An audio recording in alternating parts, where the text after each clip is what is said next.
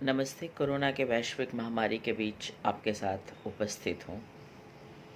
Corona हमारे यहाँ बहुत भयंकर रूप ले लिया है और इस बार पिछली बार की तुलना में स्प्रेड भी ज़्यादा कर रहा है। मरीजों की संख्या भी काफ़ी निकल रही है। लेकिन इस बीच मीडिया में जो कोरोना के आंकड़े दिखाए जा रहे हैं, कहीं आपको नहीं लगता है उन आंकड़ों में एक बहुत बड़ा खेल चल रहा है? क्योंकि अभी कोरोना का टाइम है, हम ऐसा नहीं बोलना चाहिए, लेकिन कोरोना एक ऐसा बीमारी है जिसका एकमात्र उपाय आदमी का स्वयं मजबूत होना है। लेकिन जिस तरह से मीडिया में कोरोना के प्रति एक हैवॉक क्रिएट किया जा रहा है, ऐसी स्थिति में लोगों को कोरोना का सिम्टम देखते ही उसके जो किसी बीमारी को लड़ने के लिए जो अंदरूनी शक्ति हमारी होती है, उसका सिम्टम आते ही आदमी कमज़ोर पड़ जा रहा है। क्योंकि कोरोना के बारे में ऐसा रूप प्रकट कर दिया गया है कि लोगों के मन में यह बैठ जाता है कि कोरोना हो गया, इसका मतलब हम गुजर गए, जीने की संभावना नहीं। न्यूज़ में जिस तरह से आंकड़े दिखाए जा रहे हैं, इन आंकड़ों में एक बहुत बड़ा गेम है और ये गेम इन आंकड़ों को प्रस्तुत ही किया जा रहा है और इन आंकड़ों के प्रति सत्ता पक्ष का एकमात्र उद्देश्य है विपक्ष को पूरी तरह समाप्त कर देना। विपक्ष को पूरी तरह समाप्त करने के लिए कोरोना में के वैश्विक महामारी में एक मीडिया के द्वारा जो आंकड़े प्रस्तुत किए जा रहे हैं, जो आंकड़े पेश किए जा रहे हैं, वो विपक्ष को कमज़ोर करना नहीं, विपक्ष को पूरी तरह से धाराशायी करना है। अदरवाइज अन्य बीमारियों की तरह कोरोना भी एक बीमारी है और इसका एकमात्र उपाय जो है, हमारे अपनी अंदरूनी शक्ति यदि मजबूत है तो हम कोरोना की जंग जीत सकते हैं और बहुत अच्छी तरह से जीत सकते हैं। लेकिन कोरोना के नाम पर जिस तरह का व्यवहार मीडिया के द्वारा, सरकार के द्वारा, तंत्र के द्वारा जो किया जा रहा है, वो गलत है। कोरोना हुए व्यक्ति को आप इस तरह से अछूत की नज़र से देख रहे हैं। क्या कोरोना के वालों की सेवा करने से हमको कोरोना हो जाएगा, हम गुजर जाएंगे? यदि घर में किसी को बीमारी होती है तो सारे परिवार उसकी देखरेख करते हैं, ठीक है, जो प्रिवेंशन है वो लोग लेता है। वायरल इन्फेक्शन में ऐसे भी होता है कि इसके पहले भी हमारे यहाँ फ्लू वगैरह बहुत तरह का वायरल इन्फेक्शन होता था, तो घर में किसी एक व्यक्ति को होता था, शुरुआत एक से होती थी और धीरे धीरे वो लगभग सारे लोगों को हो जाता था, लोग क्योर भी हो जाते थे। लेकिन अभी आप जिस तरह से हैवॉक क्रिएट कर रहे हैं, लोगों को दिखा रहे हैं, हाँ अस्पताल में जगह नहीं है, शमशान में जगह नहीं है, लाइन लगा हुआ है। अरे यार, सरकार चूने हैं या क्या? जीने तो नहीं दे रहे हो, साला मरने में भी लाइन लगा के रखे हो। ऐसा होता है क्या?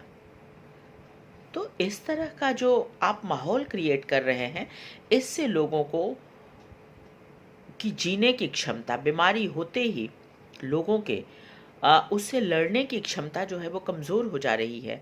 व्यक्ति जो है वो अब बीमारी से लड़ नहीं पा रहा है, मजबूती से बीमारी का मुकाबला नहीं कर पा रहा है।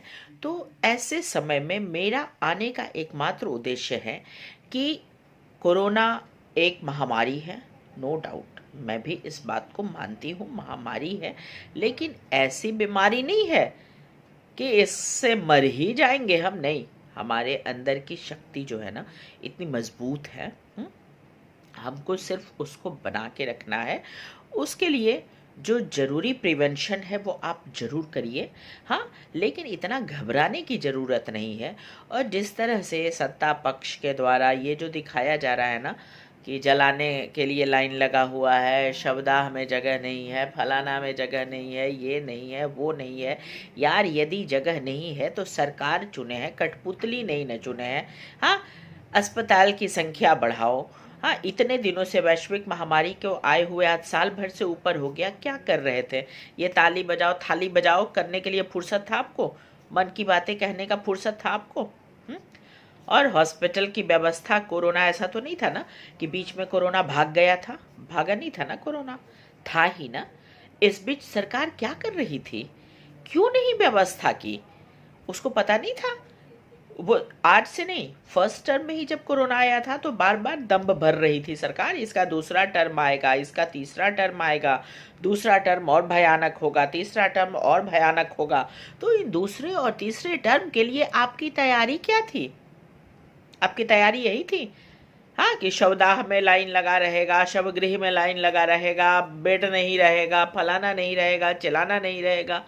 हाँ, और लोगों को अनावश्यक जो है, हाँ, स्थिति यह है कि आप यदि 2 घंटा न्यूज़ देखिएगा तो कोरोना का सारा सिम्टम आपके अंदर मौजूद हो जाएगा।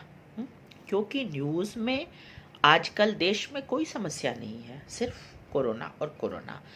हॉस्पिटल में आजकल आप न्यूज़ देखिएगा, अस्पताल में बाकी बीमारियों से लोग मर ही नहीं रहे हैं, जो मर रहा है वो कोरोना के नाम पर ही मर रहा है। यार, कोरोना जितना है उतना ही बताओ, उसके लिए जितना प्रिवेंशन चाहिए उतना ही दिखाओ, जितने लोग मर रहे हैं उतने ही संख्या बताओ। आंकड़ों के संख्या के बीच गोलमाल मत करो सरकार।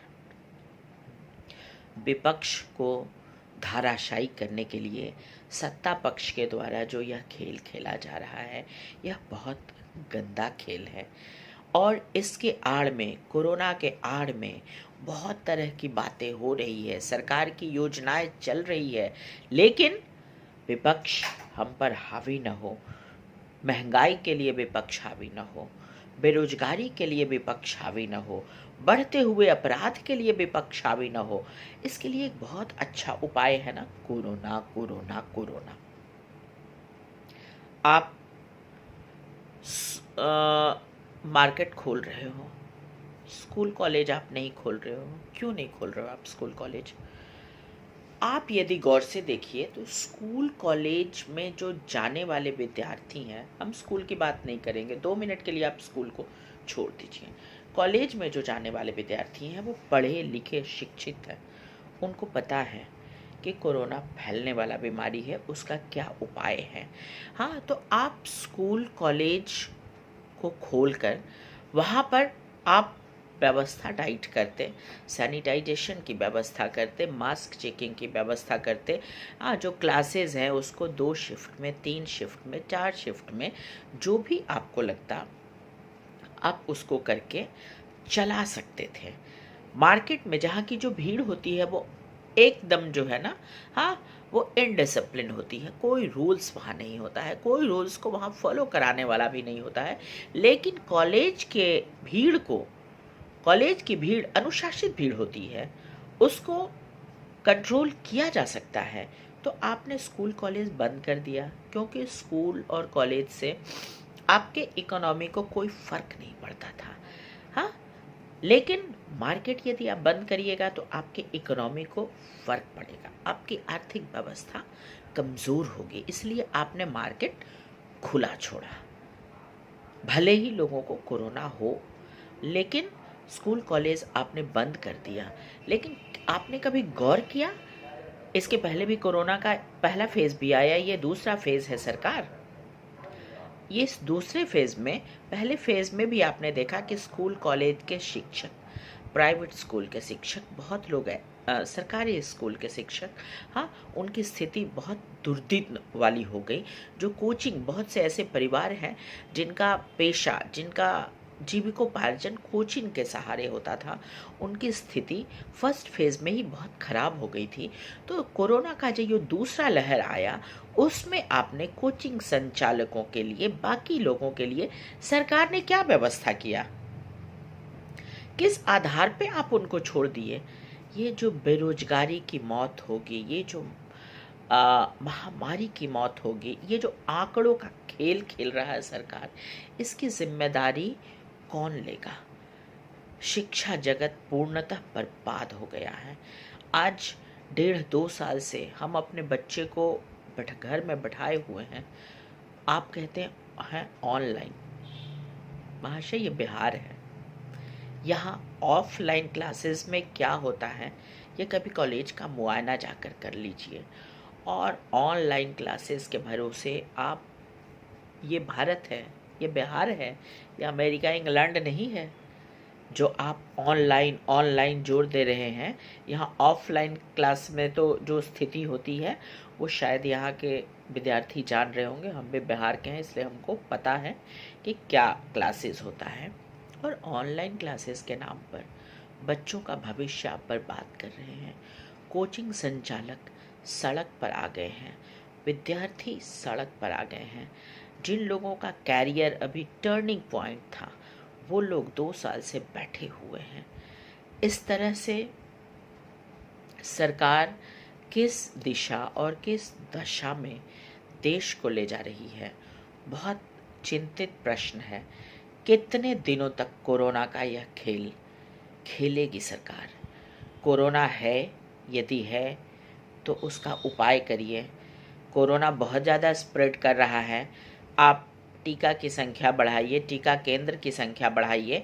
आप जो पढ़ने लिखने वाले युवा हैं, हाँ, जिनके बनने और बिगड़ने से देश पर असर पड़ेगा, जिनका फ्यूचर खराब हो रहा है, उन लोगों को, यदि आपको लगता है कि आपका टीका कारगर है, क्योंकि अभी तो इस टीका के बारे में कुछ कहेंगे नहीं, हाँ, क्योंकि इसका कोई परिणाम अभी नहीं आया है, हाँ ठीक है, लेकिन यदि आपको लगता है कि कारगर है तो टीका केंद्र की संख्या आप बढ़ाइए। और इतने दिनों से स्कूल कॉलेज के लोगों के साथ जो खिलवाड़ खेल रही है सरकार, उसका आप निवारण करिए। और कोरोना की इस वैश्विक महामारी के बीच कोरोना के एक अंतिम हिदायत, कोरोना के आंकड़ों का खेल मत खेलो सरकार। कोरोना के आंकड़ों का खेल मत खेलो। विपक्ष से लड़ना है तो विपक्ष से खुलेआम लड़ो। विपक्ष से इतना मत घबराओ सरकार कि कोरोना के आंकड़ों के बीच आप विपक्ष को समाप्त करने की जो कूटनीति आप चल रहे हैं, यह बहुत ही खराब है। क्योंकि एक मजबूत लोकतंत्र का परिचय, एक मजबूत लोकतंत्र तभी कायम रहेगा जब विपक्ष मजबूत होगा। धन्यवाद।